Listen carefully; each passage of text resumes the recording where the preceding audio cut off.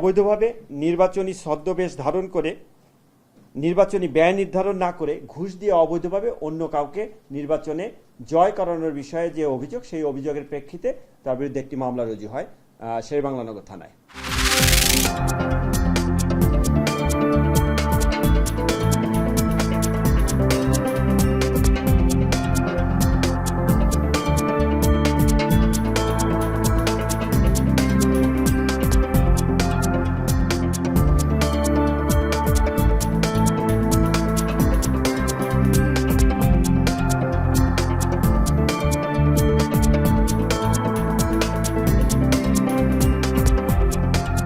একটি দল নিবন্ধনের জন্য যে শর্তগুলো প্রয়োজন হয় সেই শর্তগুলো পূরণ করে আমাদের মূল আবেদনের সঙ্গে যে সংযুক্তিগুলো আছে সেই সংযুক্তিগুলো নিয়ে আমাদের অন্যান্য নেতৃবৃন্দ তারা পথে আছেন, তারা আসছেন। আমরা সেই অন্যান্য যে ডকুমেন্টসগুলো আছে সম্পূর্ণ ডকুমেন্টসগুলো আমরা এখানে সাবমিট করব। আমরা আশাবাদী যে আমরা খুব দ্রুত সময়ের মধ্যেই আমরা জাতীয় নাগরিক পার্টি এনসিপি নিবন্ধন পাবে, নিবন্ধিত দল হিসেবে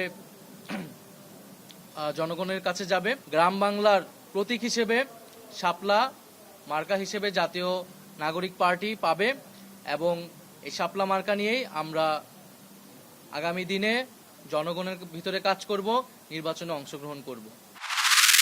একই ব্যক্তি 10 বছরের বেশি থাকতে পারবেন না।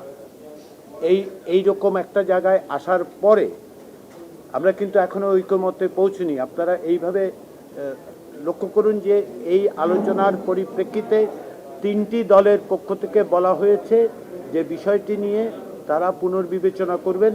তারা এই জায়গাটাতে কিছুটা ভিন্ন মত পোষণ করেন এবং তারা তাদের নীতি নির্ধারকদের সাথে গিয়ে আলাপ আলোচনার মাধ্যমে ফেরত আসবেন।